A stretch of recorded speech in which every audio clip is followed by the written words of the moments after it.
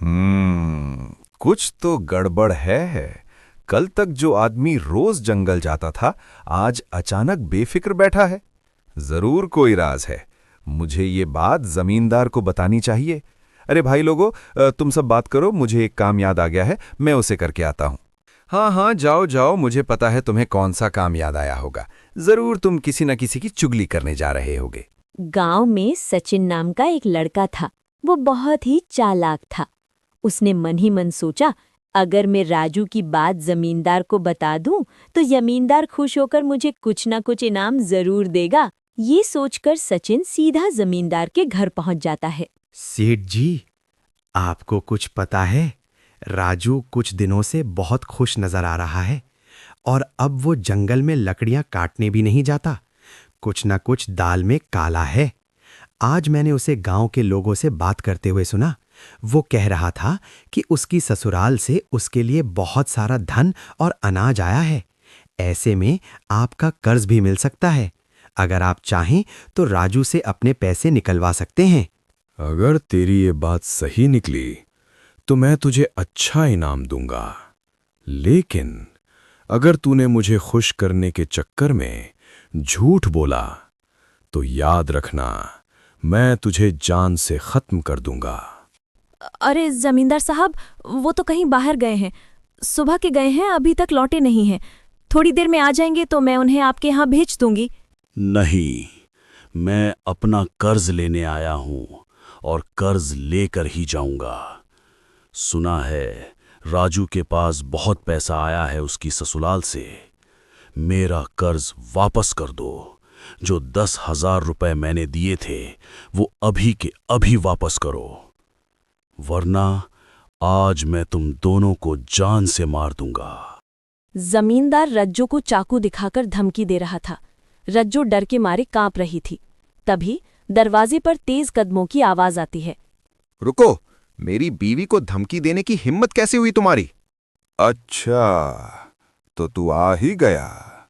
मेरा 10,000 रुपया वापस कर दे, वरना आज अच्छा नहीं होगा। मैं तेरी बीवी को ले जाऊंगा। धमकी मत दीजिए जमींदार साहब। कर्ज लिया है तो चुका भी दूंगा, लेकिन मेरी पत्नी को डराने की जरूरत नहीं है। कल मैं आपके पैसे सूद समेत वापस कर दूंगा और मेरी बीवी कहीं नहीं जाएगी। ठीक है, अगर कल तक तूने पैसे वापस नहीं किए तो तेरी बीवी रज्जो को ले जाऊंगा। चल सचिन, कल देखते हैं इसको। जमींदार धमकी देकर चला जाता है। घर में सन्नाटा छा जाता है। राजू और रज्जो दोनों बैठकर सोचने लगते हैं।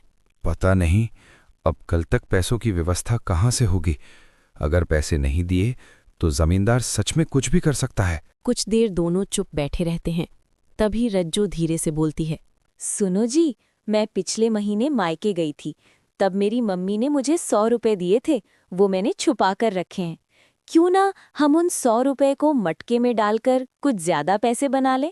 अरे रज्जो, तुमने तो मेरी मुसीबत आसान कर दी। जल्दी अपने वो पैसे निकाल कर लाओ। मैं मटका लेकर आता हूँ। हमारा मटका सही समय पर काम आएगा।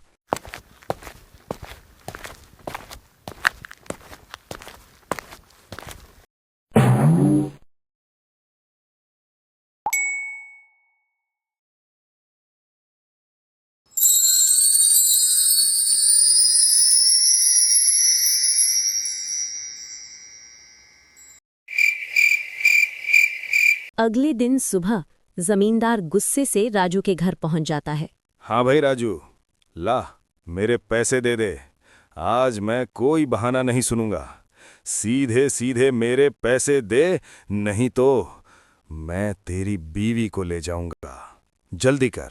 जमींदार भाई, मुझे पता है आज आपके पैसे देने हैं।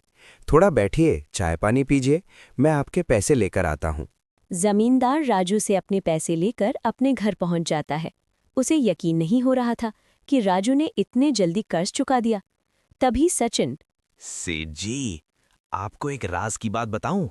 ये भिखारी राजू कल तक जिसके पास खाने के पैसे नहीं थे, आज उसने आपको 10,000 रुपए वो भी ब्याज समेत लौटा दिए।